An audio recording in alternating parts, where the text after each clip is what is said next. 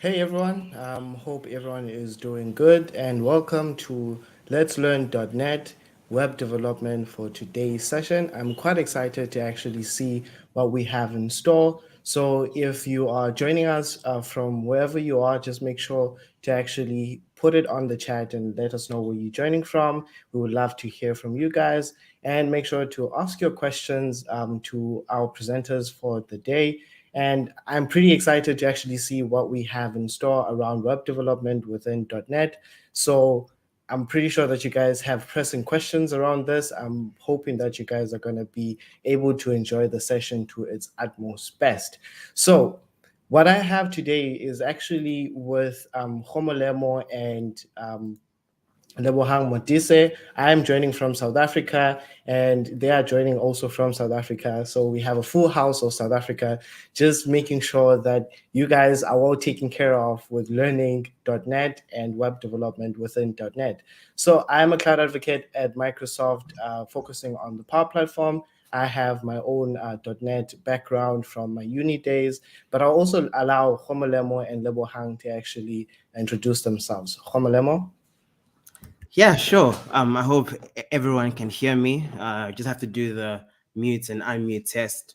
But my name is Gomolemo, or Gomo for short.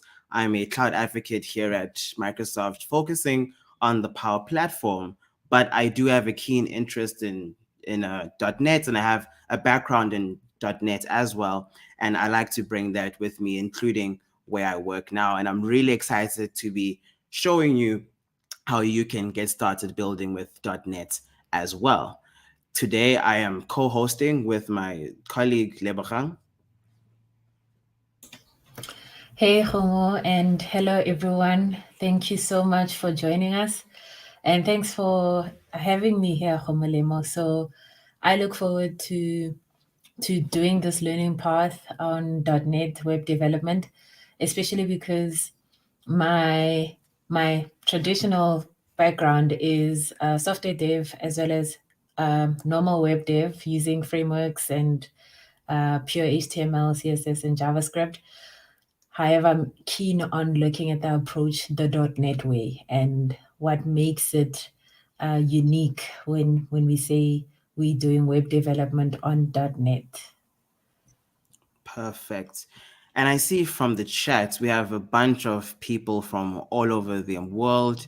We have Philippines, Lagos, California, India. We really are excited about the diverse amounts of people that are in chat with us. This is a part of a Let's Learn.net series that is ongoing right now, and it will be ongoing for the next few weeks.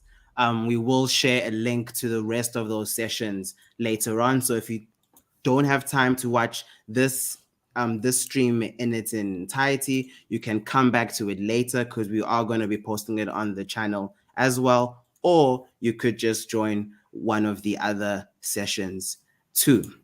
So with that, let's get started with Let's Learn.net web development.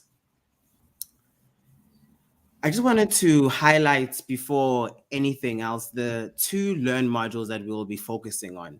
And you can reach those Learn modules by going to aka.ms/let's learn.net webdev. This will take you to a collection that we have on Microsoft Learn with the two Learn modules that we will be focusing on, as well as any other resources that you can use to further your learning, both in HTML, CSS, JavaScript, and in .NET as well. And just take note of the fact that this is live. We are live. This is not a recording. We are here to answer any questions that you might have, as long as they are within the scope of today's session. We will touch on a few things just to give you the full context of what we are doing. But if there are any questions that are specific to the content, we will be more than happy to answer them. And with that, let's just get going with the first module, which is building your first HTML web page. Now we are going to go through some of the basics of the HTML language and how to build websites. This is crucial for this session because later on, when we're doing some of the .NET stuff, you will then see some of the commonalities between HTML and Razor syntax, which we will be explaining later on.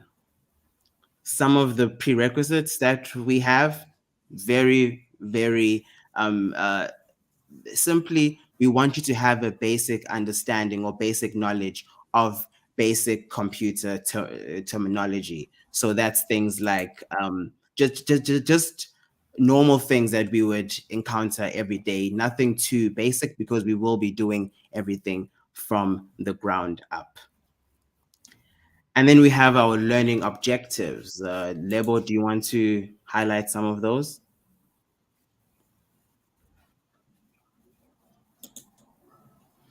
Yes, so we will be covering the basics of HTML as Homo shared.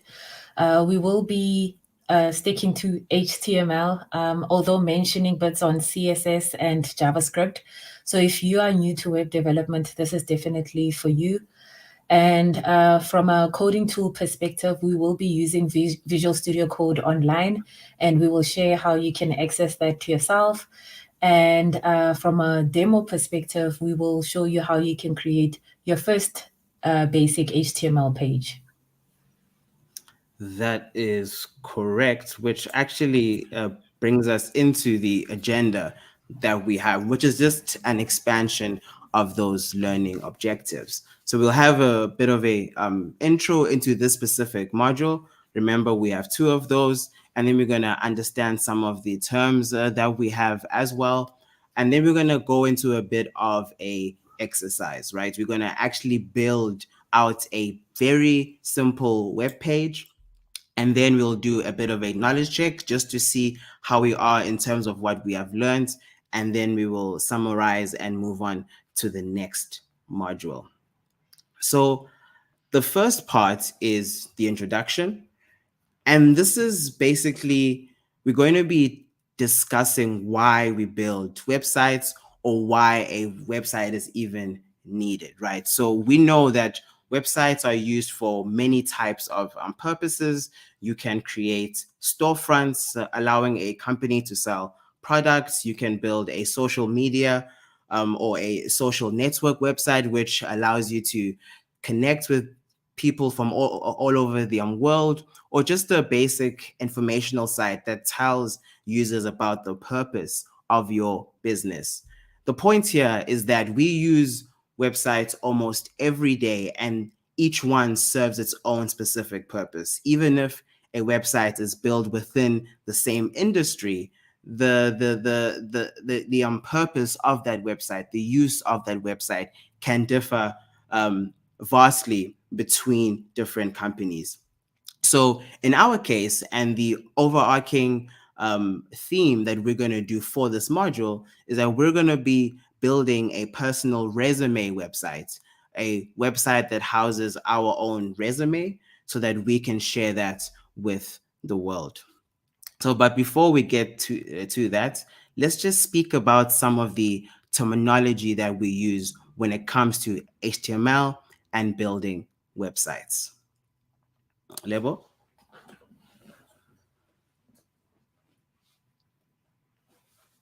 Okay, so please let me know if it's off, because when you were speaking, there were instances where I think my Wi-Fi wasn't that stable. So soon you'll be able to create. Okay, thank you. So soon you'll be able to write your own code and create a web page similar to the one that you are seeing in this image. Please go to the next slide. Thank you.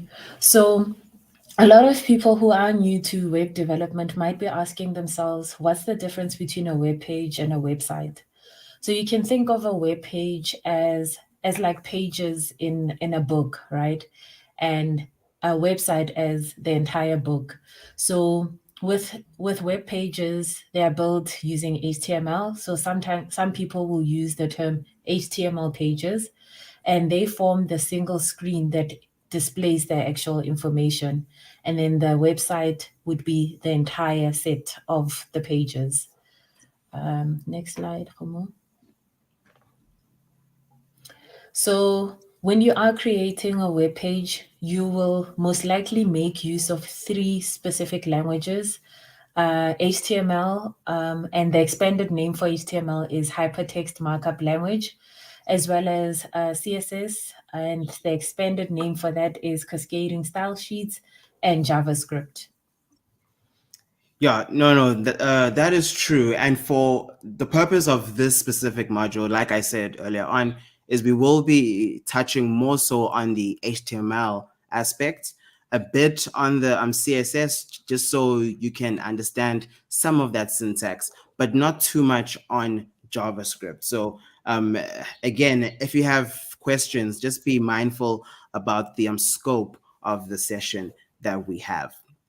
So in terms of HTML, as it says on screen, it tells the web browser what to do with the information on the page by using markup.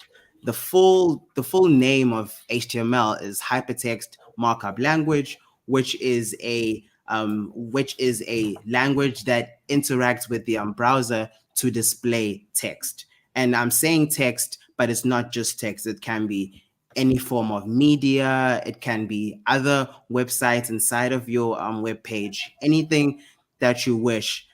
Depending on your skill level, you can display inside of a website.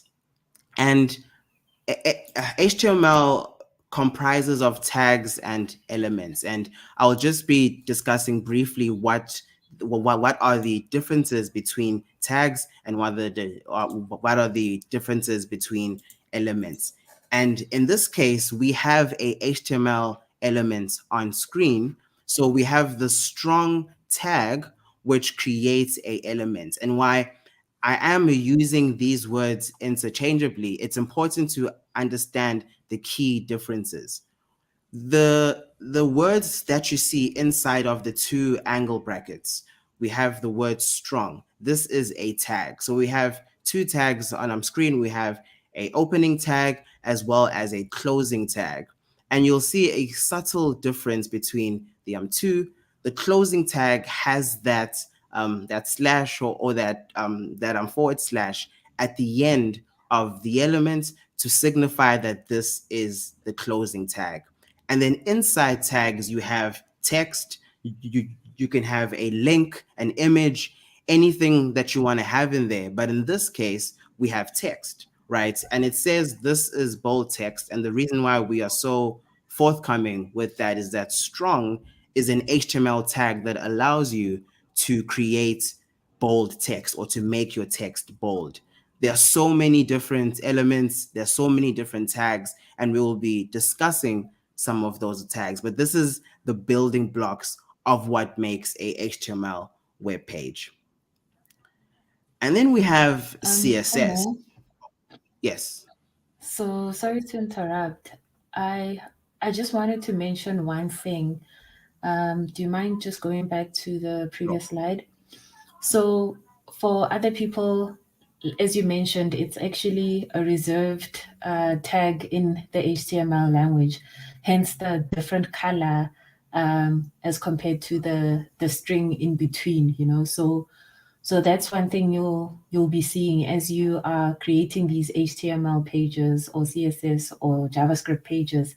The reserved elements or attributes will have a different color. No, that is true. That is true. Where there are certain tags that HTML understands and know, and it is baked in, and there are other tags that where you can create them on your own. It's called custom tags, but that is a bit out of scope out of this session. But we will be touching on that a little bit when we speak on the .NET part. The next section is, or the next part of this is CSS, which are cascading style sheets. And with CSS, this enables you to add styles to the web page that you are working on. Styles like color, styles like font size, font type. If you want to use a specific type of font or you want to add a border, it's just basically making your web page look good. Because if you just had standard HTML, it would just be black and white text with a few images here and there. And that doesn't really play into the experience that you'd want to give your users visiting your website. So the example that we have here is the color tag. So the syntax of tags in CSS, it goes by indicating what the specific tag is. So in this case, it's a H1. So whatever style follows that tag will be then applied to every single H1 tag inside of your web page. Now, you might find that you want to have custom styles for certain tags or certain elements, and that is fine and that is possible. But just for now, the explanation is that you have the name of the tag and you have the type of style that you want to apply to that tag. And that's the example that we have now. For those who are maybe wondering, a tag can have more than one style. We just have one style for the example's sake. Yeah. And another thing for people who are from countries like South Africa, where we use UK English, you might be looking to correct the color attribute there for the H1 tag. But unfortunately, the the the standards for CSS as is defined, they're using the US language. So if you put a U there, it will give you an error message. So you need to spell color in this way. Yeah, no, very true. When I was learning how to code all these different programming languages, there were these tags or these elements that I did not even understand. Why is it spelled like that? And I would stubbornly put in AMU until exactly what you just said. I learned about the standards of these languages, and you just have to follow them. So as stubborn as we are, we might want to change that into LOUR, but these are the standards that we have to follow. And then from that, we have JavaScript. So HTML, CSS, JavaScript. While HTML defines the text on a web page, CSS then adds style to that text. With JavaScript, in the most basic term, it lets you do things to items on a page. That description is very bland. So let's add a bit of context. We don't want to spend too much time on JavaScript. With JavaScript, it just enables us to tell the browser to create things like buttons or to display dynamic content, like maybe a date or a time, or maybe when a button is clicked, it does something. It either has a pop-up or it submits a form. It does something that is out of the bounds of what HTML is capable of. So with JavaScript, it responds to events on your web page. And I'm seeing that we don't have a JavaScript example on our Script slide. there. Yeah, that is that is fine. I will highlight more on the JavaScript aspects when we are doing our demo. But just think of JavaScript as that boisterous child that wants to always do the most outrageous things to make things look good and pop up and bounce on the screen. It just adds that element, that extra flavor to your web pages. So then with that, we're going to just discuss some of the core HTML elements, especially those that we will be using in our exercise. So with core HTML, this again is the language that is used to create a web page, right? It is used to describe the information that we display to a user, right? So it tells the browser how to display that specific text and when to display that text. There's a note on the screen as well. The word hypertext comes from having text on a page that when clicked or tapped brings the user to another page, like links or hyperlinks, and we will discuss that going forward. When it comes to tag and elements, I did explain this quite a bit earlier on, so we won't spend too much time on this specific slide. But like I am said, tags are the words inside of the two angle brackets at the end and the beginning of a element. So a tag is strong. A tag is a tag or a P tag or an H1. Those are tags. But when they are compounded together with text, with images, with links, then it becomes a element. And you can see those three levels there. I might do it. Lebo might also do it. Other devs might also use those terms in the same way, but it helps to know that subtle difference.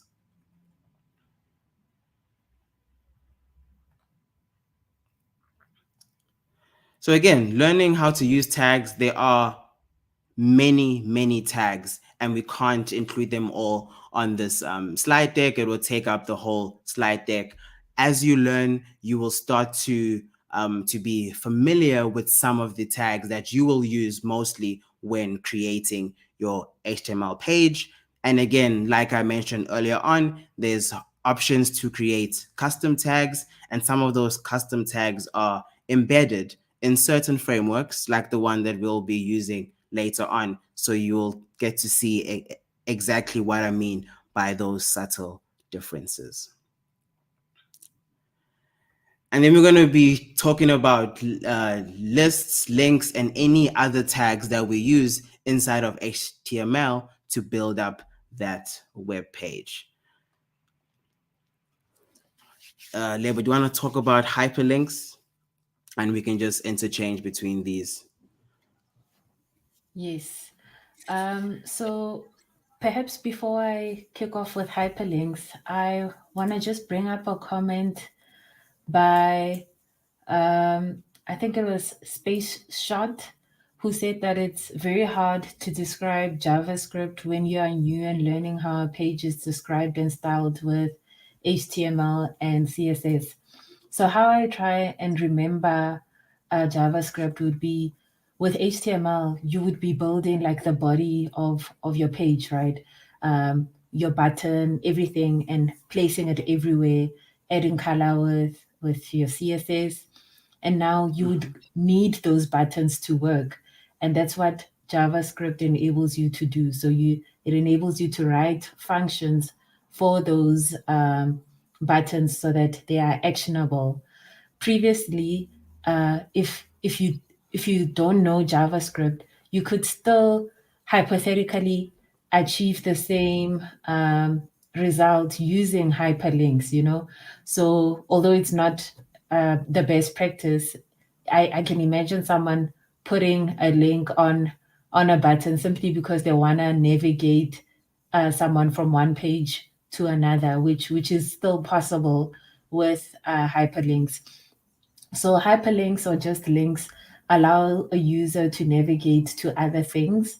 So the HTML body, like the definition of a hyperlink, is the href tag that you see there, and it forms part of the anchor tag.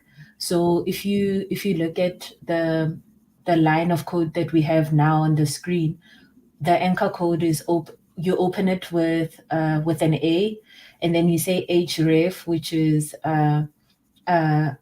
the keyword, and then you have an equal sign, and inside of parentheses you put in your URL that you want the people to navigate to. So let's say, for example, learn.microsoft.com, and then in between you put there the clickable text. So this is the text that people will see. So if you say click here, they don't know where it will take them, but they know they have to click there and it will take them somewhere.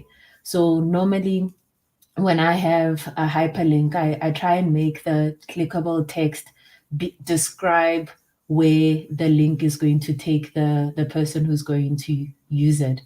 And then you close the anchor tag with a \A. So yeah, when I was learning how to create web pages before I knew JavaScript, I would use hyperlinks to navigate to different sections of the page as well as different pages of the site. Yeah, so yeah, make sure you remember that you have to have this anchor tag. You can't just put href, because href forms an attribute of this anchor tag. Without it, it won't work. You'll be wondering why your hyperlink is not clickable. Yeah, no, sure. That is true. That is true. And then sort of a sub category of hyperlinks are resource indicators. And here, these are tags that link to different types of resources, not just other pages on other websites. So the two examples that we have here is a link to an external site, right? Not just a link to a site within your page. So in this case, we are trying to link to the Microsoft's technical documentation. And just like Lebo said previously, that text that the user sees is a text that describes exactly where I will be going to. And that really helps to improve the overall experience of web pages that you create. And then the other example that we have is the possibility to link to a email. This type of link doesn't just go to an email, because if you really think about it, there is no website where your email links to, right? You have an email to mail someone, to email someone. So in this case, it will automatically open up the user's email client to so that you can send them a email. So once it opens up that email client, let's just say I use the Outlook email client, it'll open up the Outlook app, and automatically in the to line of my email, it will paste the email that I've specified in my href attributes. So in this case, you have someone@example.com, and the link text is email us. I click on email us, it'll open up Outlook, automatically fill in someone@example.com in the to field, and then I can go ahead and write my email. So again, it's not just links to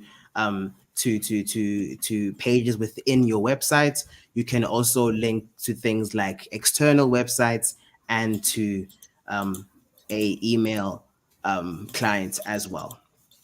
And just as an extension of that, this is what that specific link will look like inside of your website. You as the user will just see the link text, which is why, again, to Lebo's point, it's important to make link text that is descriptive of where that user will be going to. And another thing I want to highlight here is on the site where you would have implemented this line of code, you will see that the text Microsoft technical documentation is blue in color and is underlined.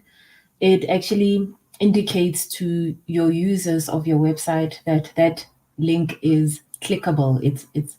It's a link, you know. So it's an accessibility feature of HTML. So that way people know that, okay, this is something that is clickable and it will lead them somewhere. Hence, as best practice, they wouldn't want you to maybe change a color of a text to blue and underline it just to put emphasis on it. Instead, for that, you would use, the strong element that we defined earlier and maybe choose another color instead of blue, just so there's a distinct differentiation between what you're highlighting as important and what is actually a link. So this is done automatically for you. I remember when I was first starting out, I was wondering, how does it get that line underneath? I didn't know that it was actually an accessibility feature that forms part of HTML as a language. So for all anchor tags, this will automatically happen. Yeah, and when it comes to making your websites accessible, that automatic blue text color and underline is not the only feature that HTML has right out of the box. When we speak about creating image tags, in this case, the IMG tag is a tag that displays images on a web page. And realistically, there is only one mandatory attribute that you need to have with an image, and that is the source, right? The source is where the image is saved. So in this case, headshot.png, we can just specify the name of the image because it is in the same directory as the web page that I'm building. But if the image is elsewhere, let's say it is in a external site, it is in blob storage somewhere, you need to have that full link to the image. So you have the full hyperlink protocol, the full name, and the name of the image. But in this case, we can just specify the name of the image if it's being served from the same place in the server as the web page. Now, like when I say that source is the only mandatory attribute of image, because obviously the website needs to know where your image is, alt text, or alt in this case, is another attribute that is not mandatory, but I always tell people that you should always have them with your image tags for two main reasons. The first reason is, we come from a region where internet access is not always strong.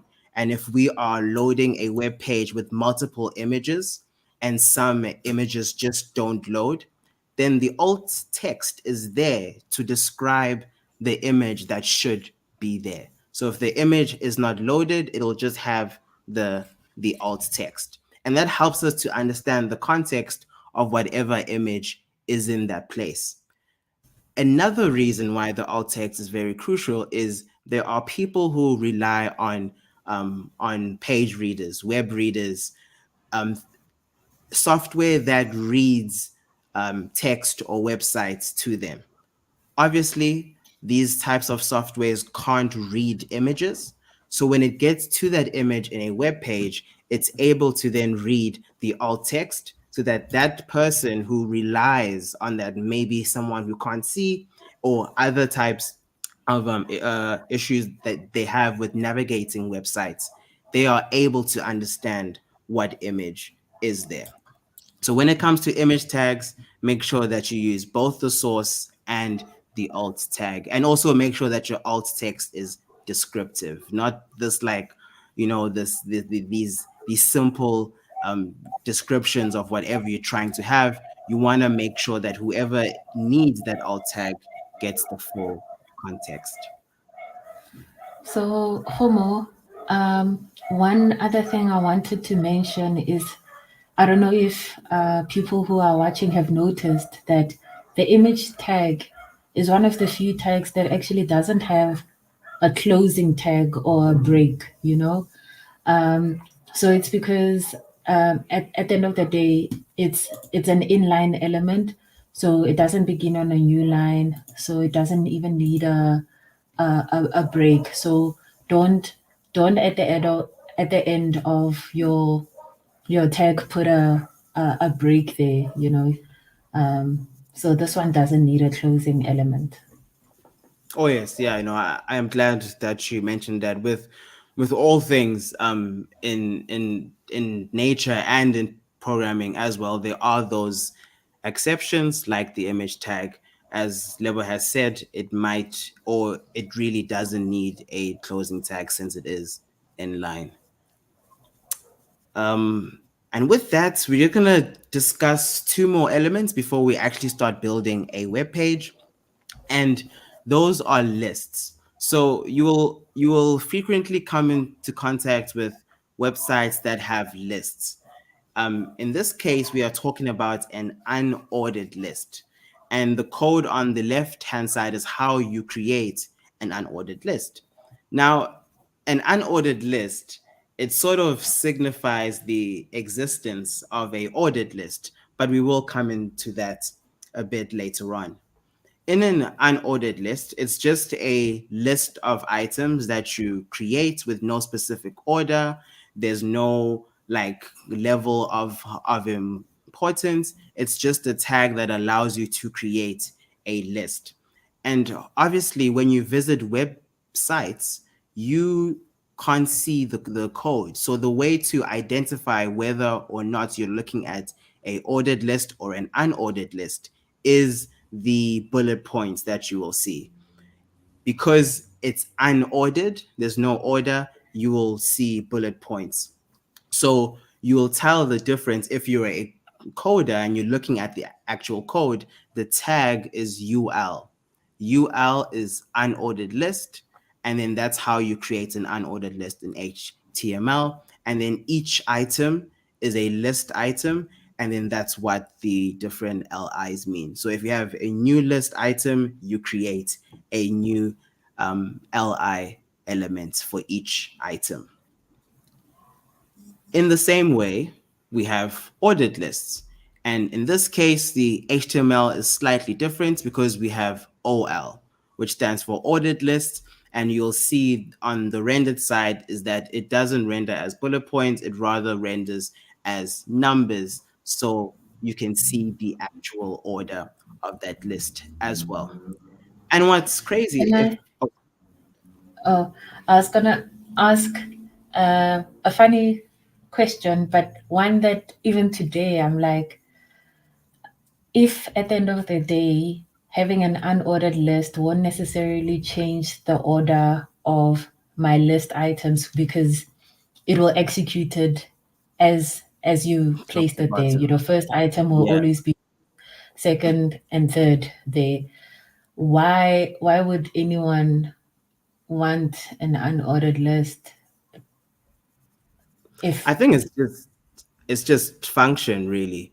I was just it's funny that you asked that. I was going to say with the unordered list, as much as we come into contact with lists on websites always, you might be looking at something in a web page that is a unordered list, but you don't realize it because it doesn't look like the example that you have on a screen. And a and a typical example of this is navigation bars on a website. Those are unordered lists. If you go to a website for the first time, you'll see home, maybe a about us page, contact us, all of that. That is a list. That is a unordered list, but it's styled using CSS to look the way that it does. It's thick, nice? it's in its own individual box, it's on the top of the screen. It might not look like an unordered list, but it is just styled Yeah, differently. So I just think it comes down to function, how you want to display that piece of information on the web page. makes sense. And with that, we are at the good part. I'm not the biggest fan of slides. I just like showing it. I just like doing it. So now we will be doing a exercise just to highlight some of the things that we've just spoken about now, and to also show you different ways that you can create a website right now without installing any software. So just to follow And what that's we're going to be doing. Yes, sorry. Go ahead. No, I was just gonna say that's the biggest game changer, right? That today anyone can simply start web development without undergoing any installations or downloading anything. And I really can't wait for us to share that with them. Yeah, no, sure. That's the part that I love the most as well. So with this exercise, we're going to be doing a couple of things. We'll be creating a HTML page with CodeSwing. CodeSwing is a VS Code extension that allows us to see our work in real time. So you don't have to keep saving and publishing and opening a link. You can code and see the results at the same time.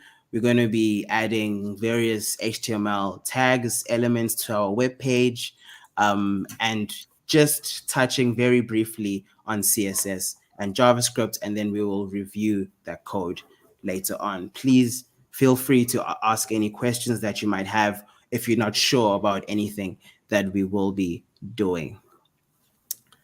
And with that, let's just go ahead. I'll open up the browser here, and in the module, if you have been following in the module, or if you go to the link that we shared earlier on, we will share it again at the end of the session. It is the unit 4 of the first build your first HTML web page learn module. So with this, we're going to be following this set of instructions. So I will not deviate from anything that has been done here. We will follow it to the T. So first things first, we need to open up VS Code. Now, some of you might think that VS Code is an app that you need to download to our desktop. We need to log in and configure a bunch of things. In this case, it is really not. If you go to vscode.dev, vscode.dev, you will be able to use a browser-based version of VS Code, which is great for you to get started immediately. So again, the link is vscode.dev. Let me just move this to this side of the screen so I can see all the instructions for us here. So then what we're going to be doing is we're going to be opening the folder where our development will take place. I do realize that I am in dark mode. I'm a big fan of dark mode. So if I can just find out where to change it to light mode so that you can see the beautiful code, there it is. I will change it back to dark mode as soon as the session is done. Okay, so we're going to open up a folder. I've already created a folder on my desktop. It's just a normal folder. I've called the folder resume. So we'll go to open folder, desktop, learn.net. That's where I've stored my folder. And I will select the resume folder. Let's click on select folder. It'll then ask us if you want to view the files on our online code editor here. I'll click on view files. Do you trust the authors of the files? Yes, I do. I am the author of those files.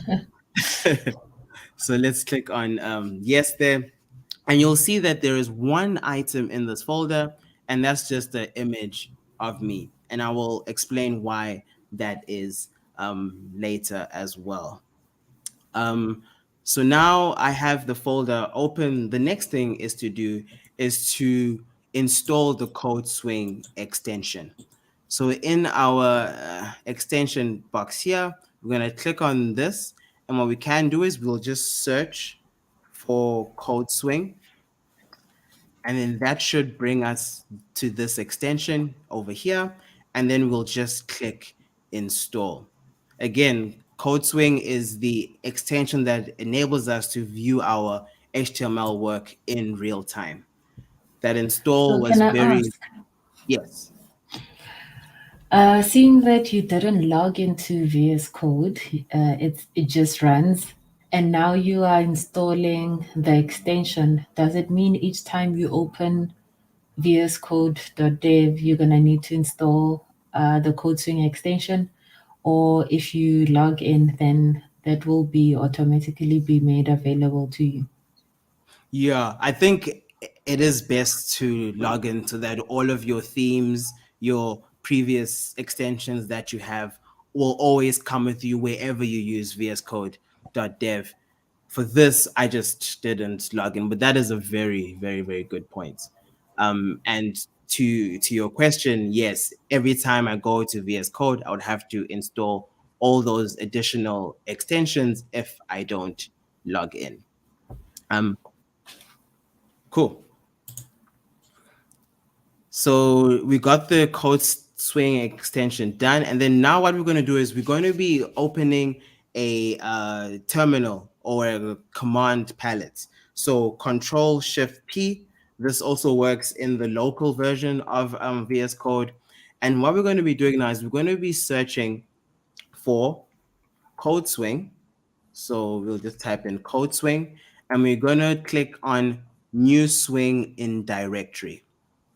And basically, we're going to be selecting the folder that we previously chose for this specific example. Because what that will do is it will then create a code swing JSON file inside of that folder so that we are able to see that side-by-side view. So the next part of that is to choose the type of swing that you want. In this case, I will just click on HTML only, save changes to resume, and now you can see the two options side by side. This is where I will write my HTML code. This is where I will see what is on the web page as it is. So with that, we can get started right away adding HTML code. I don't want to just copy and paste where I see that we are a bit behind time. I will, but I want to write everything out so we can see exactly what we are doing. So we have HTML. I'm just going to check. Maybe it's not big enough. I think that's better. That's better. So we have the HTML tag. And then before we go any further, I'm actually going to add the head tag as well as the body tag. I don't know, Lebo, if you want to explain what are all of these tags that I've just added. Yeah. So I probably digressing a little bit, but I actually saw a tweet the other day with someone that had a tattoo on their neck with a break tag for the head to just show that's where the head ends, and then an open tag just straight after it to show that now the rest of the body starts below the neck, you know. Right. But for Typical purposes nerd of joke. your but for purposes of your web pages, the head tag would ideally be the place where you would want to put all your meta tags, and those help with SEO optimize, like search engine optimization, so that people can find your site. And you can also put what's known as a title for your website. So you know the default, by default, your site doesn't really have a title. It would be the title of the file name of that page. But if you put a title tag, every time you run this web page, that's what you would see. So in this instance, it would be Gomolemo's resume, which is what we are building out today. Yeah, no, true. So basically, these are just container tags. So we have the HTML. Each page will only have two of those, and then we have the head and we have the body.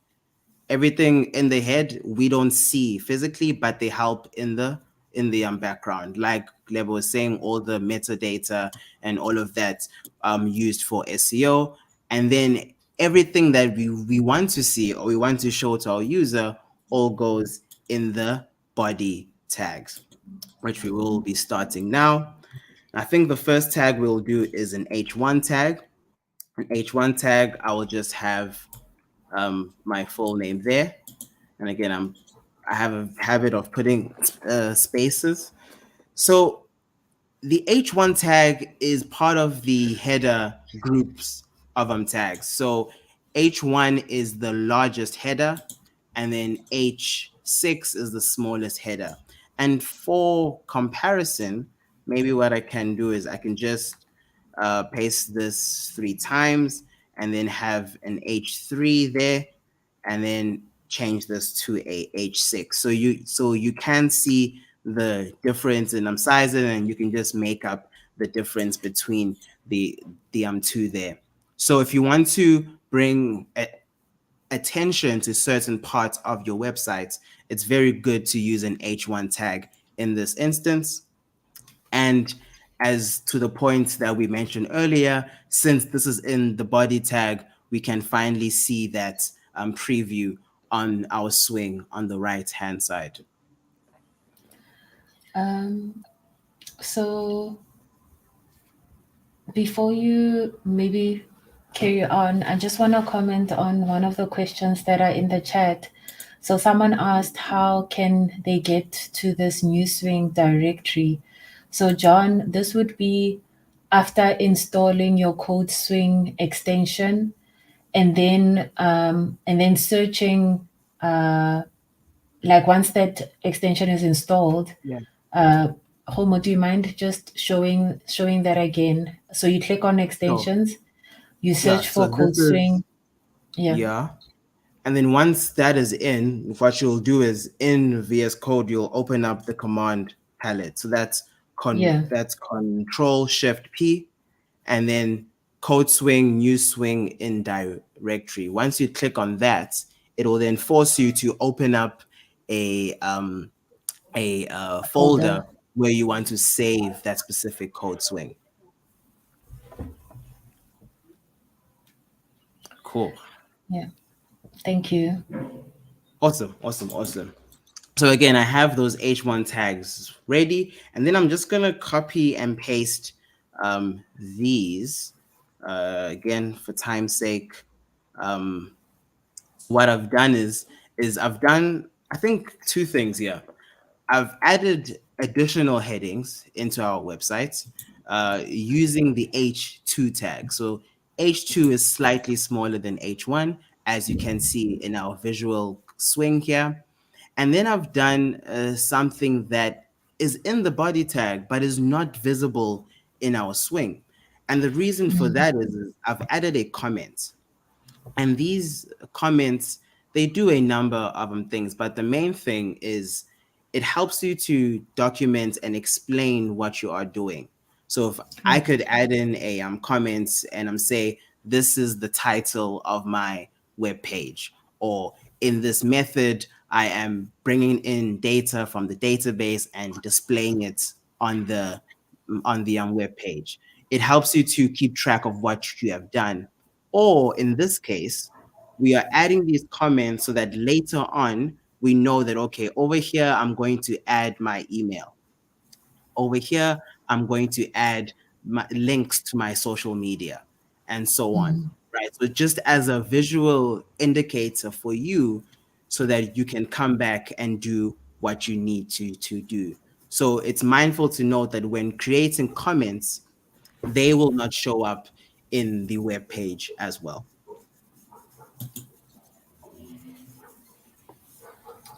And then with that, oh yeah, sorry. Do you wanna, what are you saying? No, I just remembered that you actually placed in the title Gomolemo's resume, but you didn't tell them that we're gonna build your resume out as a website. Oh yes. Oh, I'm sorry. Yeah, that is true. For the purpose of this exercise, we're going to be building out again a very simple resume, in the form of a website, so that if someone is asking you for your experience or that kind of thing, instead of emailing them a document, you are able to just point them to this website here. I'm sorry for not explaining that from the get-go. So yes, so we have that that basic structure in the meantime. But now we're going to add a few other things just to make this website or this web page feel more lively. So according to our comments, the first thing we need to add is the email address. So I have some code here. What I can do is I'll just add a bit of space. In place of the email address, let me just delete this so the comment is no longer there. I'll move this code swing more towards this side just so we can see the full code. But I've added a hypertext or a link, or as Lebo said, the A tag, the anchor tag. And in this case, I'm pointing it to the email resource. So if I were to put in my email here, I'll just say homo@homo.com, and then same and then the same thing in the text section here. So you'll see, like we mentioned earlier, we see the text in our web page along with the blue font color and the underline, telling us that this is a link that I can click on. And when I click on this link, it will then open up my client and start creating an email that will be sent to this email address. So swiftly moving along with the social media aspects, this is where we start to use lists, right? So in this case, we don't really want to make them ordered. There's no 1, 2, 3. There's no order of different social media. We just want to have a simple list. So we will then add in a unordered list. So let's remove that comment there. And what we can do is we can get started with the unordered list syntax. And then we're going to add in our first list item. So in this case, maybe I can just link to a GitHub. Let me do that or else I'll get in trouble. I can link to or list a LinkedIn.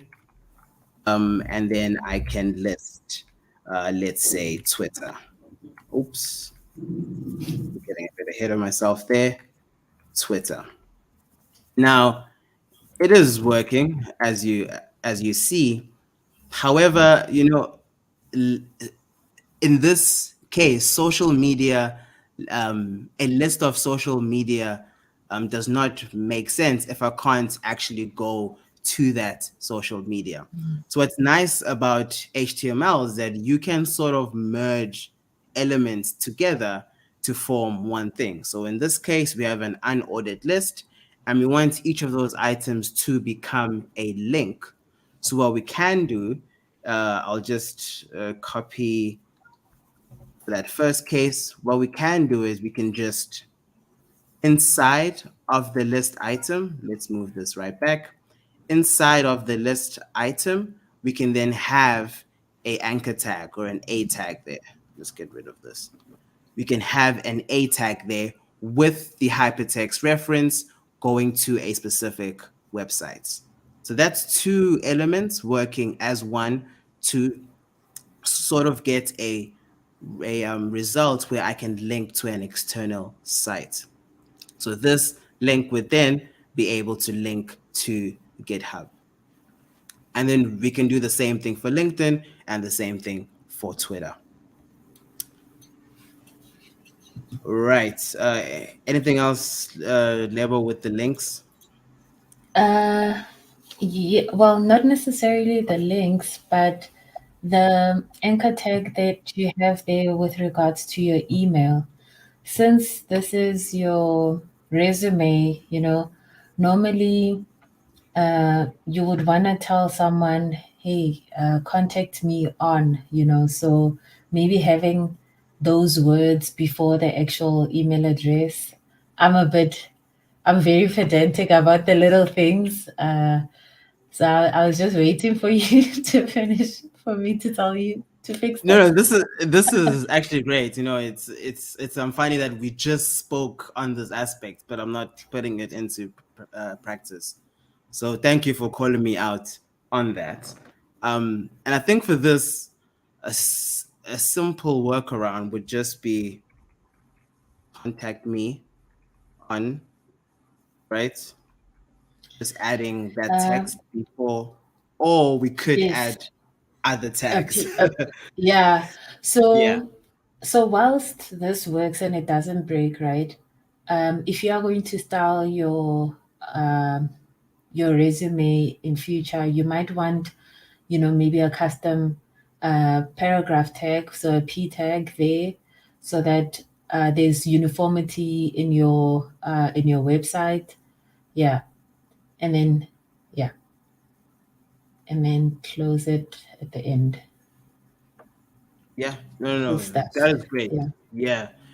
And I think with anything really, especially websites, there are things that work, if it works, use it, but there are best practices to unfollow. And what I did, where I just added the text, it might work in practice, but it's not a best practice for later purposes, like Lebo was saying, if you want to style it. So this is the preferred method. Her method is definitely the one that you should go for. Try put everything into tags or elements as they are. I think very quickly what I'll do is I will then add the education part. This will be another unordered list, but then it'll comprise of a header as well at a different level. So now we're using header level 3, header level 4, and you'll see that difference in size. So it sort of adds structure to our resume as well. This is the most important aspect. These are like the subheadings. I know it helps users to follow along properly, and it's better for it instead of everything being the same size. So just like how you would format a document in Microsoft Word, that's what you would use the different tags for as well. And just for the purpose of completing the section of the exercise, I will also add in further tags. Again, it's tags that we haven't really not covered. More header tags, a unordered list once more, or you can change this to order.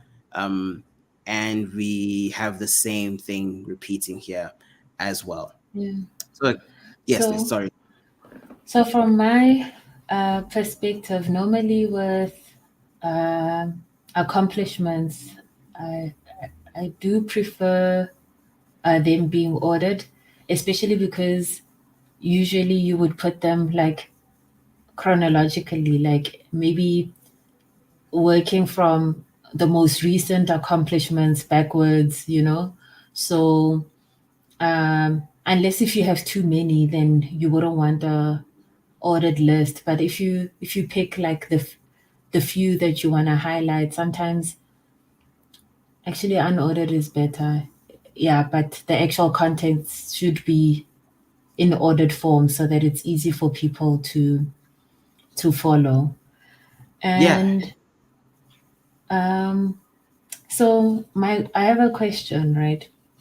We've got like the last three tags there, the cool hackathon, the project title, as well as oh, okay, I see. Maybe let's do this. So let's put things in such a way whereby I can see where your company information starts and ends, and then where your because right now I was a little bit unsure as to, okay, why do I have cool accomplishments and dates again? But then now I realize that these are actually a list of things that you've done under your company. So maybe there where you have the under company name, where you have the title, then you can maybe just indent what falls underneath there, and then continue again, just for structure's sake. Because right now we're looking at it in real time, but I'm just looking at someone who's just going to open up the code and look at the code alone, to have that be Oh, on indented the properly. code side, you're saying. Yeah, on the code side. So you're saying under experience, we should indent company name, all of that.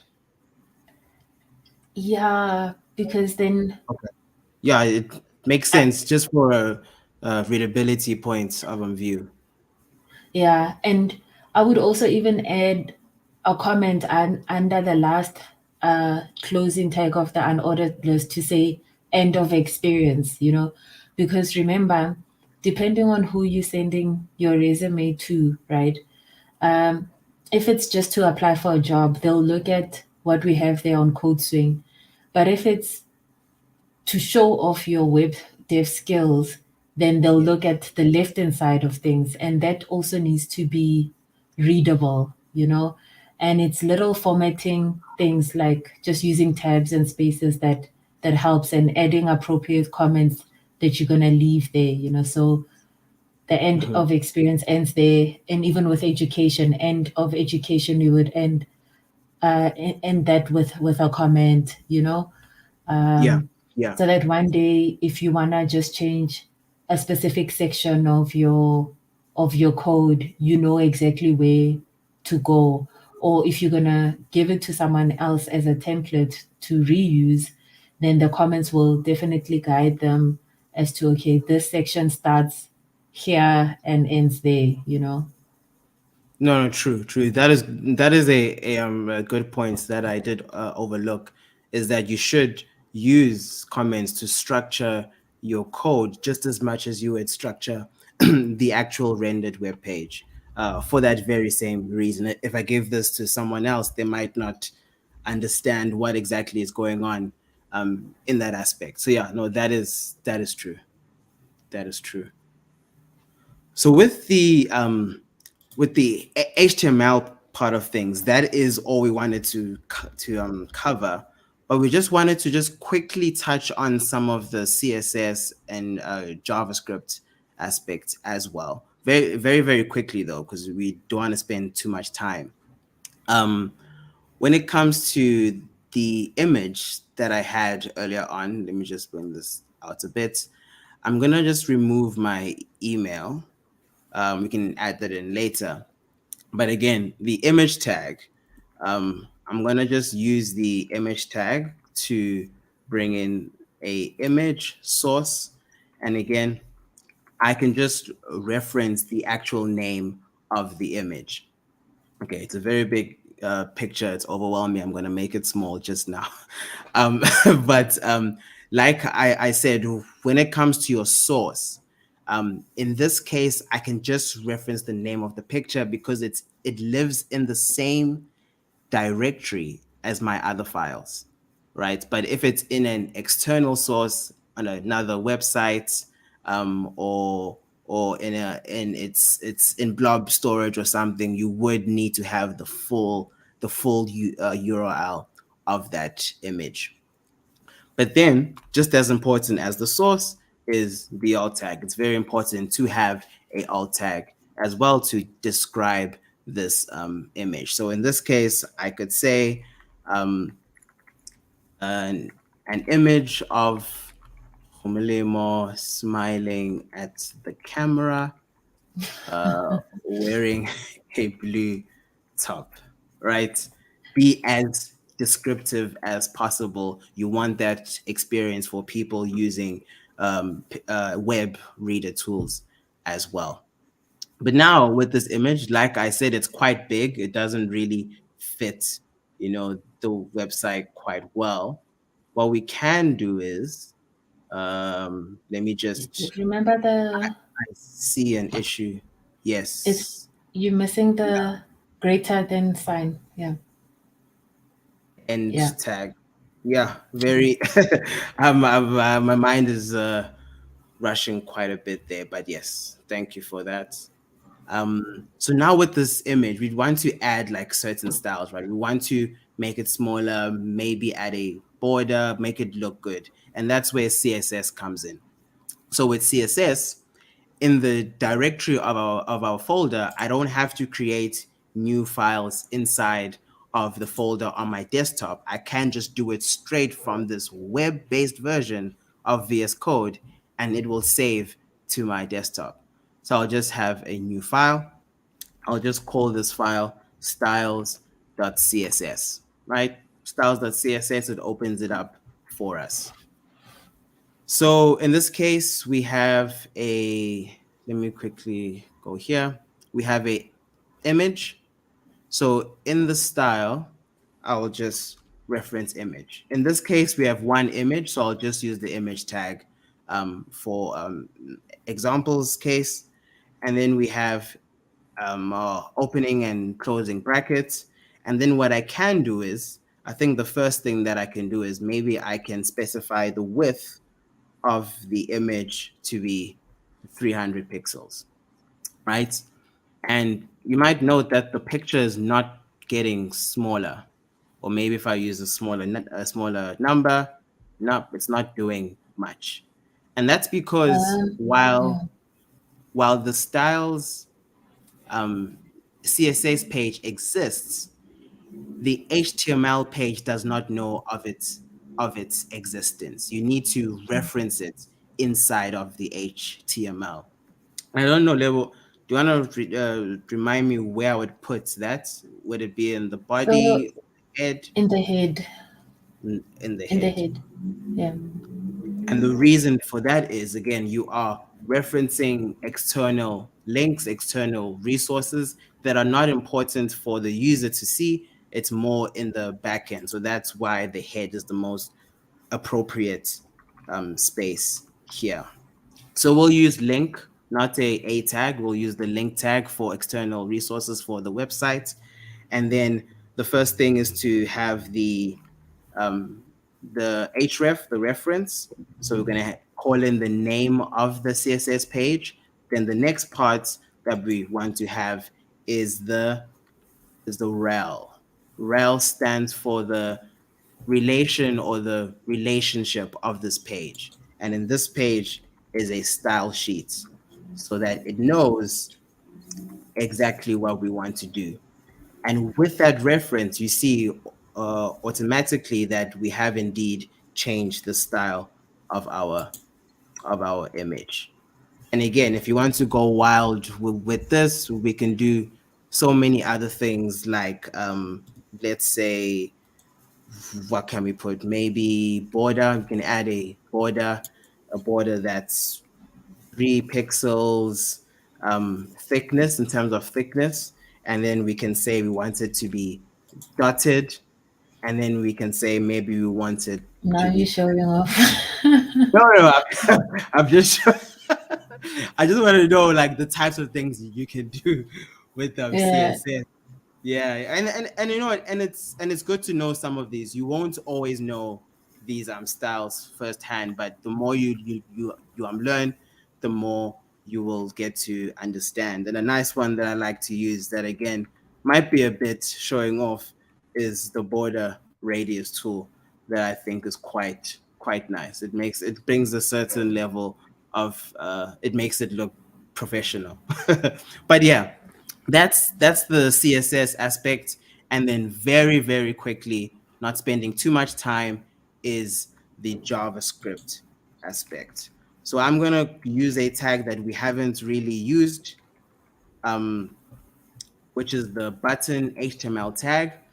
And you'll see that there is a button, but that's it. It's just a button. And because it's understanding this button tag and the page knows that this tag needs to render an element that looks like this, and I might be compelled to click, but it doesn't work. And then if I just want to add very basic JavaScript, again, this is at the very minimum level of what JavaScript can do. We can just add the on click the on click event to this button. we can add in a very basic alert, and then have quote and say, "Thank you for clicking me." Again, this is level 100 of what JavaScript can really do. I'll save that, click this button, and there is our alert there popping up. Okay, so with that, we have JavaScript, a bit of JavaScript, a bit more CSS, and a whole lot of HTML. Let's go back to our slides and let's have a quick knowledge check.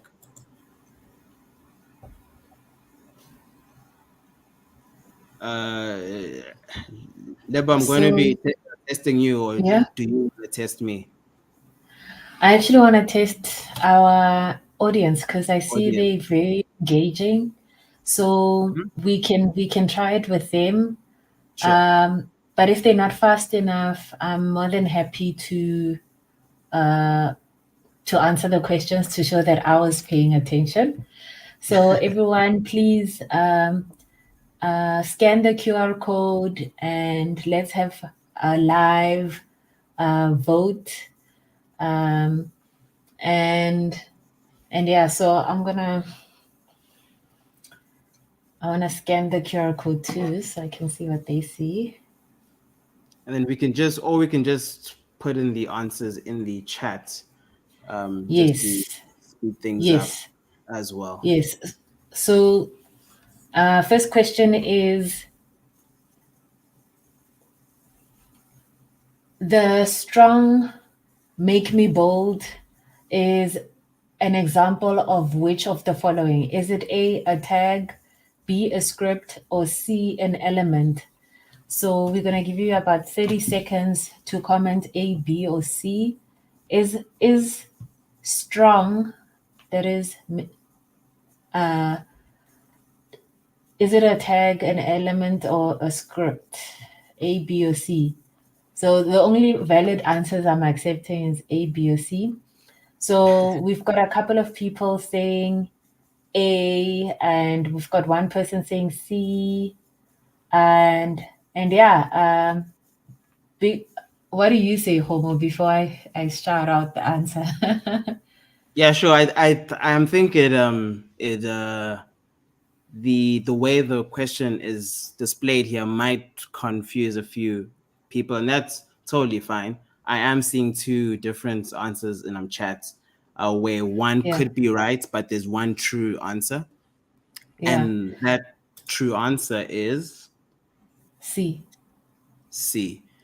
And the reason why it's C, I think it's because it's specifying the entire thing. It's the strong tag plus the text in between those tags. So tag and a text and text creates a element together. So if you said tag, that is totally fine. I understand. We understand why you would put tag. Or maybe However, we just didn't I've explain it properly. yeah. No, so like on Learn, because this is a multiple choice question, they're actually quite strict to say tag is incorrect and element is the correct one, simply because it has text in between. So you would need to take that into consideration. So the whole thing then becomes an example of an element. But if it was just uh, like a B, then that would be a tag, But as it's written out in this expanded form, it's an element. Sure, sure. Very true, very true. Question 2. What does a hyperlink do in HTML? What does a hyperlink do in HTML? A, Is it A? Yeah. enables a developer to style text. B, creates a bulleted list. Or C, allows a user to navigate to other things. So please comment in the chat your answers. Is it A, B, or C? A, B, or C? Styling text is something I think not related to HTML. I might not be sure. And creating a bulleted list, is that a hyperlink? I don't know. No. Sure, I think this one is pretty straightforward. I think we're gonna reveal the answer as C. It allows a user to navigate to other things, right? It points to other content on your website or any place on the internet. And then with the third question we have, to make a button that opens a new web page when clicked, which technology should be used? I'm glad I did that last bit of the last demo. So is it A, CSS, B, an open tag, or C, JavaScript? CSS, Okay. an open tag, or JavaScript? Okay, I'm seeing some answers in chat. We will go ahead and say it is indeed C. It is JavaScript. And again, doing things like that in an HTML page is the bare minimum that JavaScript can do. Once you truly know about JavaScript and what it can do, it is truly another world. It's mind-blowing, mind-blowing. And with that, let's swiftly move along to the summary of this module, where we created and explained and made a web page using HTML. We also spoke very briefly about the differences between CSS and JavaScript, but also in depth about what HTML at its core is.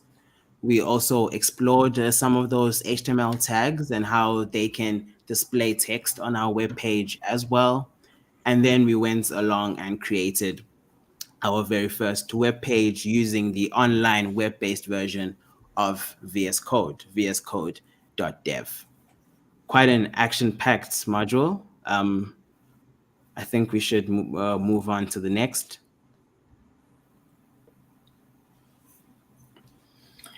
Yeah, and I remember when you shared this with me, I said this is the one that I'm looking forward to, creating a web UI with ASP.NET Core, because then it truly brings in that .NET element, and I'd like for you to just share with everyone, because today we said we are introducing .NET web development, and so far we've just covered the web dev basics that are consistent across any tech stack, and now we are going to emphasize the .NET element, and I'd really like for you to just share what the differentiator is.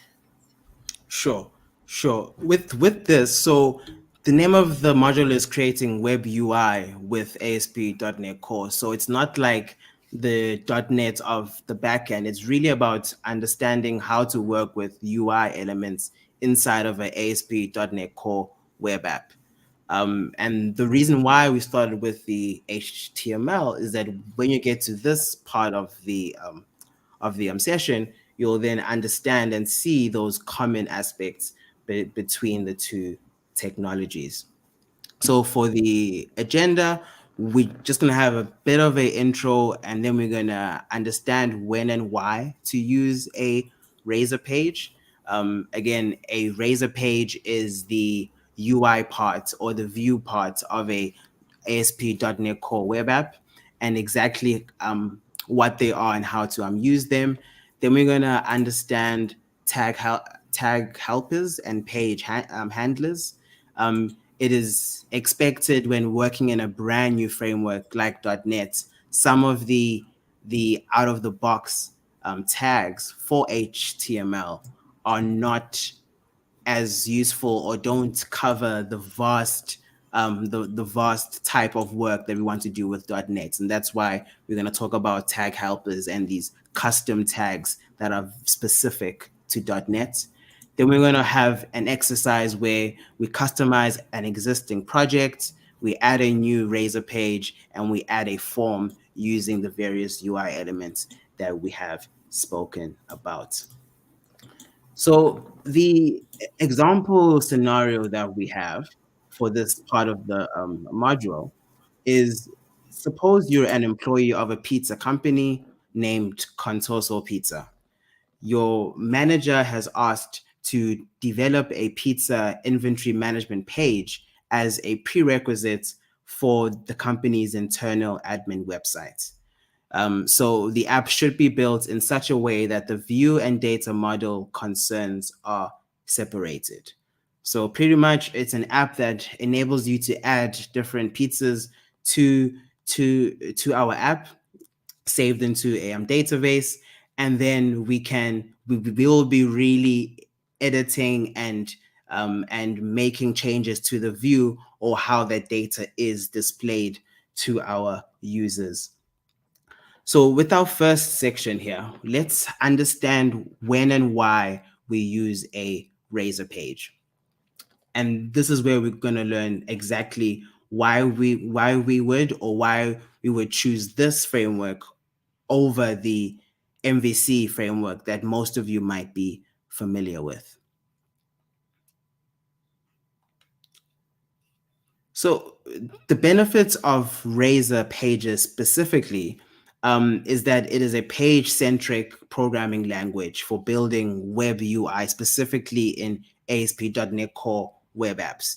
So when we say page-centric, most of the work happens on the actual Razor page or UI page itself, with accompanying .NET files that enables you to bring in certain services and data as well. And then because we just did HTML, CSS, and all of that, we are going to be bringing in some of those elements with the .NET framework and the C# language as well. So when we open up the demo, you will see a bit of a merge of those two technologies working.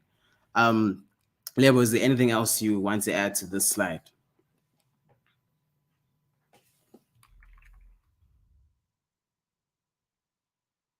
Don't know if you're on mute. Oh yeah, sorry, I was on mute. No, so I wanted to say that one of the popular web frameworks today is Blazor, and that also makes use of Razor pages. So anyone looking to learn Blazor, this is a very good foundational learning path to actually go through so that you can have an understanding of Razor pages and how they work. Yeah, that's all. Why is it important that we have a separation of concerns with regards to building web apps? Do you want to touch on that maybe? Yeah, so I would say for maintenance purposes, it makes it easier to maintain your code if you separate your view from your functionality, and also it allows you to collaborate with other people. So let's say you have an amazing front end developer in your team, they can then just take care of the view elements part of it. And someone who's a backend developer can then be responsible for maybe working on all the functions that are going to be used, from a JavaScript perspective. So in my perspective, separation of concerns is mainly for maintaining your site in a way that makes it easy to keep it up to date, and for you to also be able to collaborate with other people. Yeah, no, sure. That is true. And then there's also the when, right? Like I briefly said, there are two main aspects when it comes to ASP.NET Core apps. You would use the Pages framework or the MVC. So when is it okay, or when will one use the Razor Pages framework? That's when you want to do things like generate dynamic web UI, or you want to, or you like a page focused or a page first type of way of doing things when creating web apps, or you just want to reduce the use of too many partial views, which is something that you do a lot when you have that model view controller, type of web building. So it really simplifies the ASP.NET Core web page, and it puts it in an organized way where it keeps related pages and their respective code backend. And I know that might not make sense now, but it will when we open up the project. But it keeps them together in their own namespace so that there's not too many files lying, throughout the folder. And that's what we're going to be looking at next when we are going to be doing our exercise. So with this exercise, we're going to do a couple of things. We're going to obtain the project files from GitHub. We're going to just see what is there currently, and then we're going to run the page and customize a few things there. Lebo, what do you think? Should we go ahead and do just that? Yes, I think, I think let's get into it. Yeah, so I'm just gonna open up the web page. I mean the learn module where the exercise is from.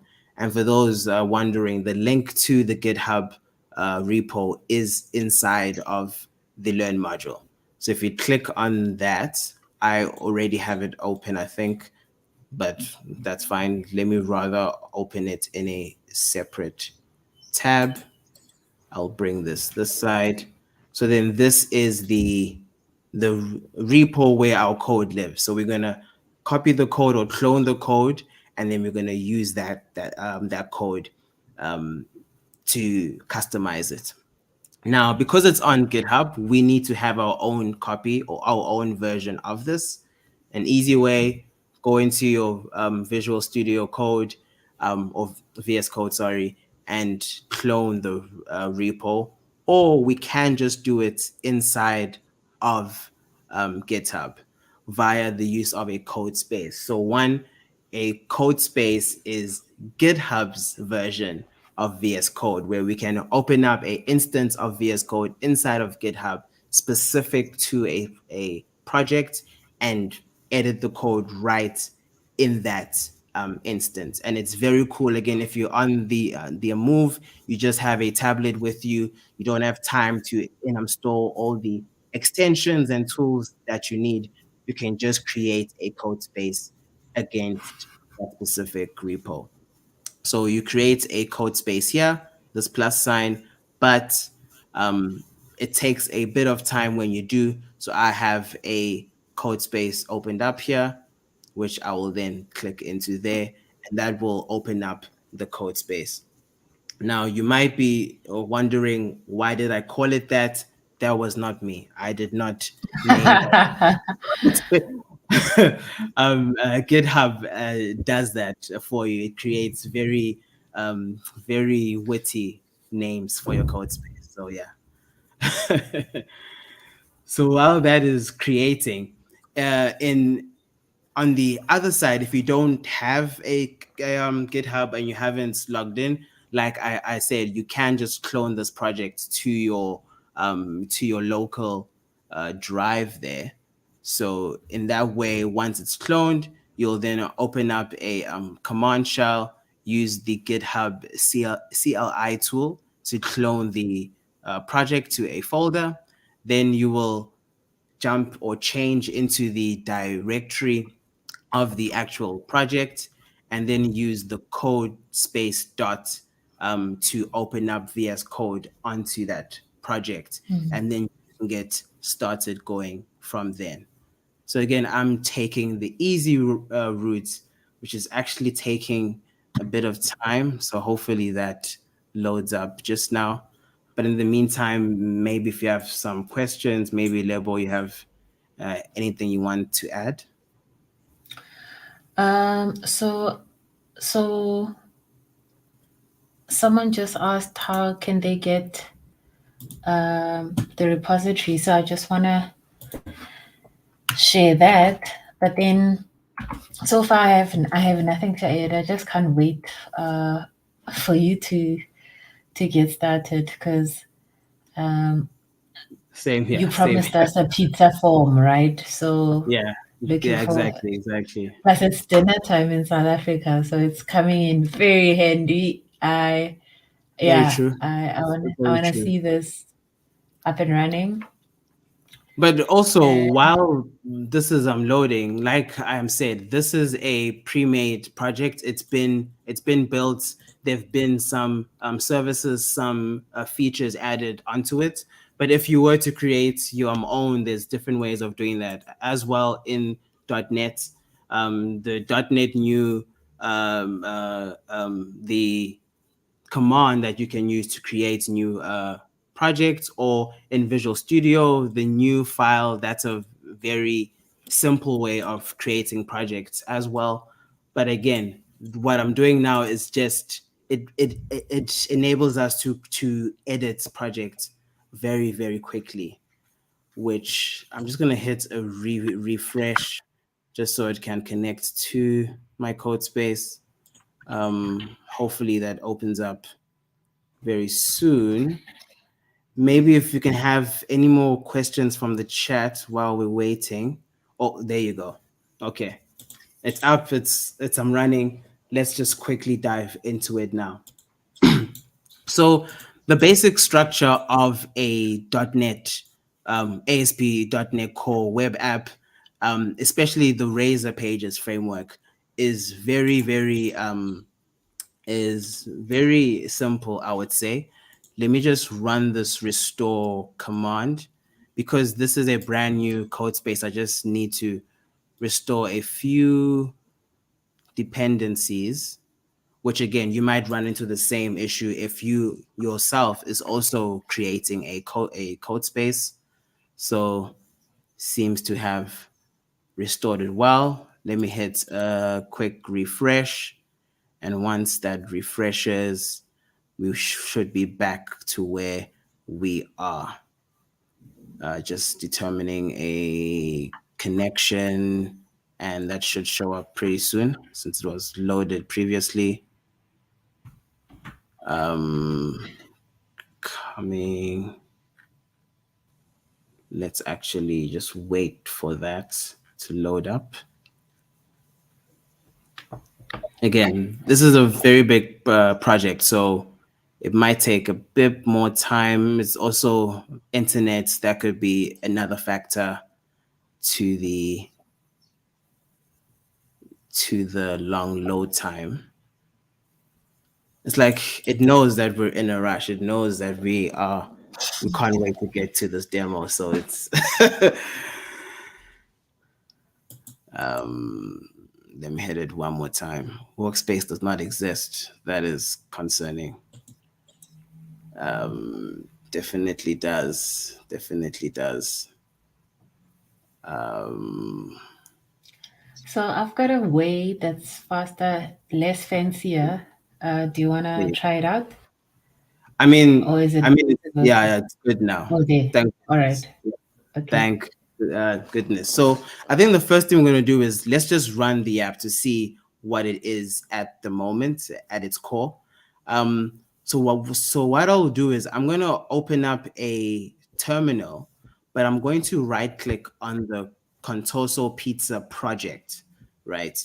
And then I'll open up a terminal that way, because what I want the terminal to be in the context of that project. If I just were to create a generic terminal, it would lose the context of the project, so that when I do run a command like .NET watch, it knows which project it is pointing to. Now I could run .NET run, which just opens the app and runs that specific instance. But .NET Watch is interesting because what this does is that it enables the hot reload aspect of the project. As I'm editing code, it will automatically save and send that save to the port where I can see the change instantly. So just waiting for that to run. There you go. Let's open that in the browser there. And then as it's opening in the browser, what we can do in the meantime, let's open up the project. Let's go to the pages directory and let's go to the index.cshtml. And that's a pretty interesting extension for a file, CSHTML. That's both C# and HTML, and that's what Razor means. That's what Razor stands for. It's that mix or that crossbreed between C#, C sharp and as we can see over here. Homo, do you mind just increasing the font? Fonts. Because I can't see. Sure, let me do that. Thank you. That. Good, cool. Yeah, perfect. Yeah. Awesome. So you will see that like cross between some HTML here. That's just pure HTML code. And then you'll see some C# code here, which is prefixed by the @. That tells the Razor page that I want to use a bit of .NET or want to use a bit of C#. So this is the page that is rendered on the home page. Again, very basic, very simple default page for the .NET Core Razor page websites. So let's go ahead. Yes. So I wanted to maybe just prove what you said earlier about navigation being unordered lists. Maybe you can show us the page that's currently being shown.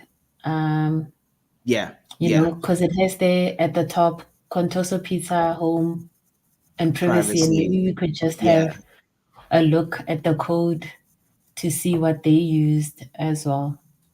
Sure. Like we said, navigation bars are usually unordered lists. We have home, we have privacy. So in the actual project structure, where we would go is we'd go to pages, and then we'll go to shared, and the shared folder is all the files in the project that is shared throughout the entire project. You will notice that most of these files are prefixed by a underscore. In the .NET world, that specifies a partial view. So a partial view is a view that you can have inside of a normal view or normal page. So in this case, if we open up the layout partial view, this is the layout that's applicable throughout all pages in our website. And if you scroll down, we will see that there is indeed an unordered list of elements or list items with the home and privacy, just like how we see in our home page here. And we have some HTML attributes here, like class, which we didn't cover, but that is a HTML attribute. But then we have some other attributes that we might not know, especially if you just know HTML, ASP-area and ASP-page. These are custom tag helpers that are specific to ASP.NET. So in this case, because we are using a tag or anchor tag, we're not using the href, or we're not using that reference. We are using the ASP-page tag helper, which is a custom attribute specific for .NET. So it's going to the index page, and this is going to the privacy page, as shown if I click on home, or if I click on privacy. There you can see the name there. So that is an example of what we did earlier on. Yeah. So if we go back to our layout, not to our layout, if we go back to our index and we see this code, this is our title, right? It's so right now the homepage title, if you go to our page, we can see it there as homepage. And then if you want to copy that or change that rather, what we can do is we can just change our title tag to the home for pizza lovers. And then if we wait for the .NET hot reload to change, and we go here and we hit a refresh, we should see a Did you change save? title. Sorry. Oh, okay. No. Thing is, I'm not seeing what you're doing with your shortcuts. So I was wondering if you saved. Oh, sorry. Yes, yes. So I am Yeah. Control S on the keyboard to save, which I can just go by file and saying save here. So let's also add another line of C# code. Like I said, in a Razor page, you tell the difference of C# code using the at symbol. So here, what I'm doing is I'm using the time span, the time span attribute here to calculate time between the dates right now and this specific date over here. So it's minusing the amount of time that has passed from that date until now. And the reason we want that time is we want to use it in our welcome HTML tags here. So what we'll do is we're going to be copying and replacing this welcome tag. It's an H1 welcome tag with a welcome to Contoso Pizza. And then we're going to replace the bottom tagline with this. And this, again, is a mixture of HTML and C#. That's what Razor is. So in this case, we have a P Sorry, tag. Homo. Yes, I think I missed that. Do you mind just undoing and redoing? sure. That's the old one. Okay. And then we Oh, so just you were replacing it. just okay. Okay. Yeah. Yeah. So then we have the P tag, which is the paragraph tag, and that's to display the best pizza in town. Then we're going to use the @ symbol to bring in .NET code. And then with that, we're going to use the convert to int 32. That is a statement that we use to convert other data types to the integer data type. And the thing that we are converting in this case is the total days taken from the time in business variable. The time in business variable is taken from timestamp. So the reason why we have to convert days, even though to you in the English language, days is a whole number, it's an integer, it makes sense, but it is of type time span. So even though we are extracting days, we need to change that value to an integer for us to display it on our screen. So this C# code is embedded in the overarching HTML code. So if we go back to our website and do a refresh, you'll then see the new welcome page, Nice. the best pizza in town for that many days. So now you can see those common attributes coming in from HTML and embedding that in .NET and Razor pages in an ASP.NET Core Razor file. Yeah. The next thing that we're going to be doing, and I am moving a bit fast now because of time, but again, please come back and watch this and pause if you just lost on a couple of steps, is we're going to be adding in a new Razor page that will display the list of pizzas. So in this case, again, we're going to be creating a brand new terminal. We're not going to be using the same one because we don't want to break this hot reload structure. So we'll just go here, open up a new integrated terminal. Then I'm going to copy in a command from Microsoft Learn. Again, it's all on Microsoft Learn. .NET new page. I'll just press enter in the meantime so it runs. .NET new page, right? The name of the page is pizza list. So as you can see, which is signified by the green file names here, that's the new pages, pizza list. It has a namespace of contoso pizza dot pages. I will show you what that namespace means. And then the output, where will those files be saved to? Under the pages folder. So I've created 2 new files using the command line. And what I'll do very quickly. Sorry to interrupt you, Homo. But you know what I like about your method of adding new pages is that it ensured that they're added at the right place, because often as your project grows, you don't know, okay, which files are supposed to go where, especially because we've got a combination of C# HTML, which is the Razor pages, and the normal C# files, So I like this method. Yeah, no, very true, very true, very true. And then what I'll do is I'm going to go back to the previous terminal window.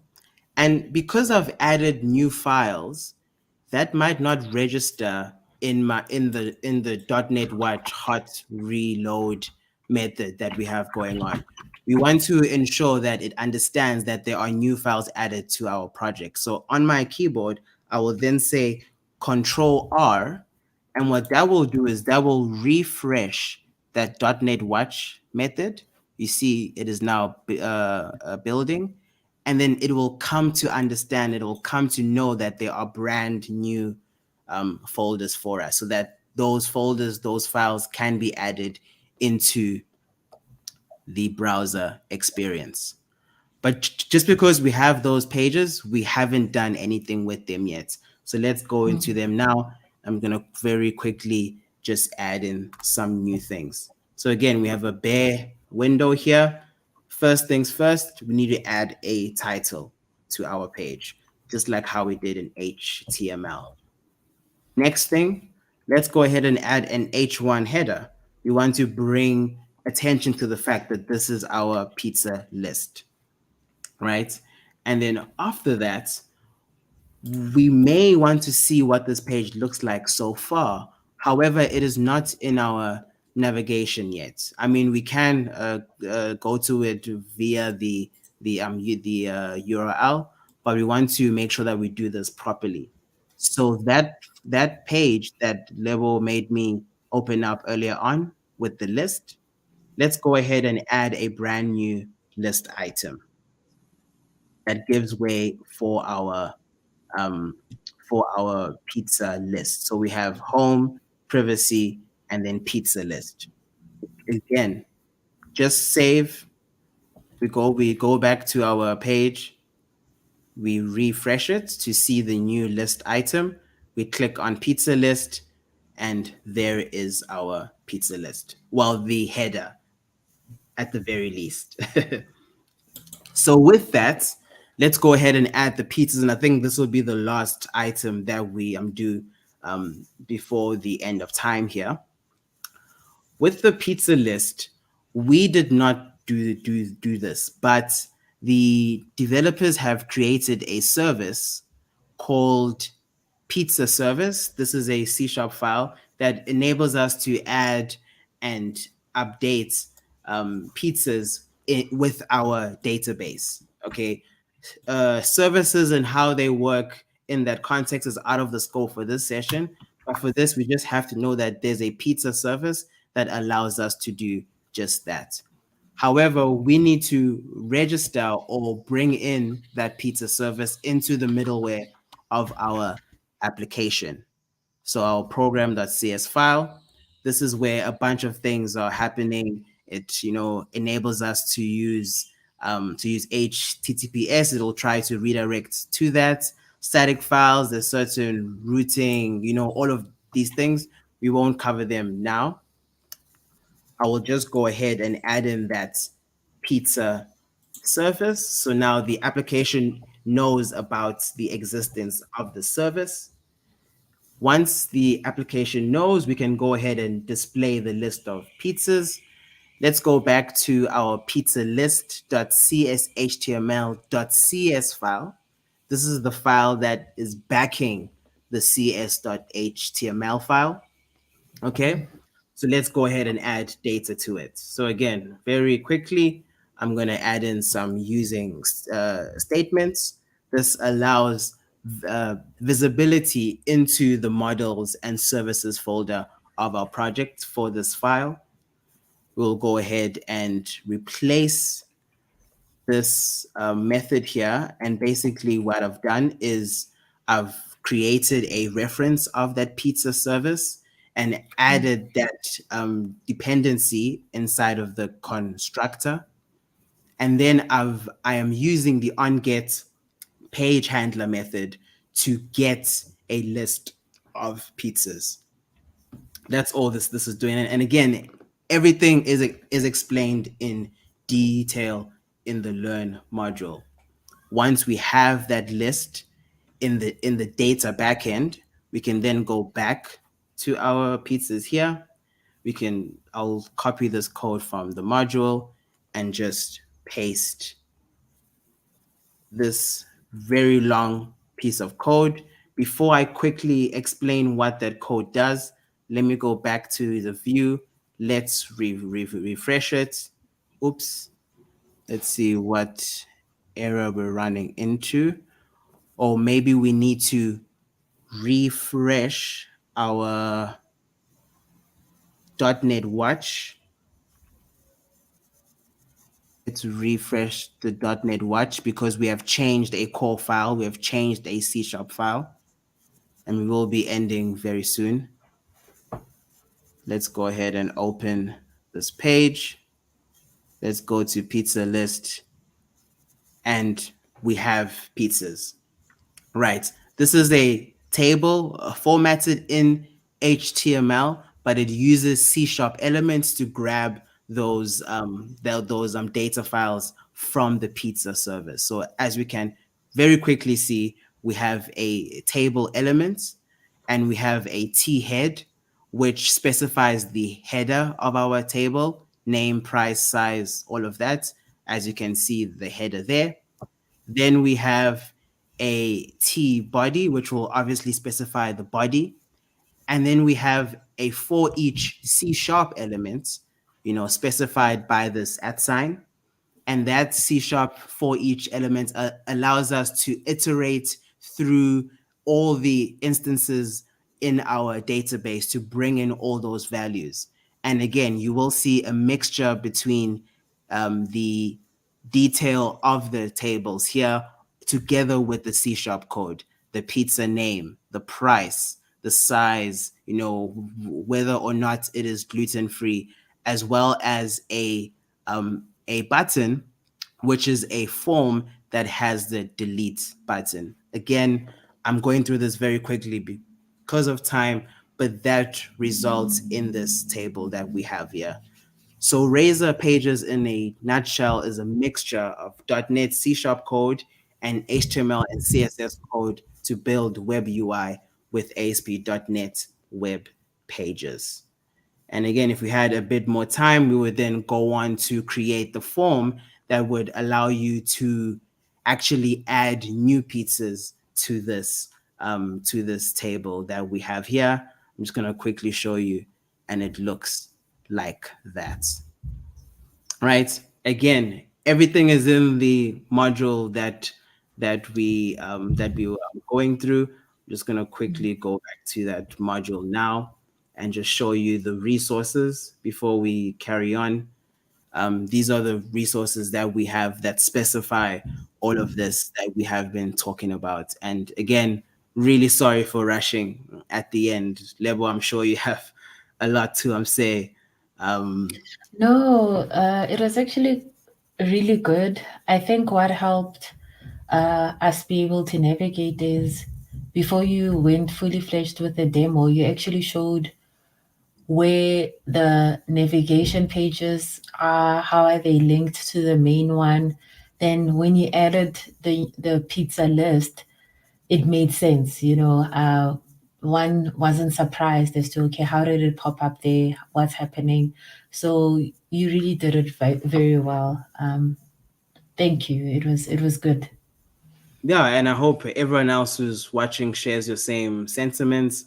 We're really, really grateful that you stayed with us throughout these 2 hours and watched us create these web pages, both with HTML, CSS, and with .NET. And we hope we have a fantastic .NET journey, starting with these resources that you see on your screen. And I think with us, thank you. Thank you. Till next time.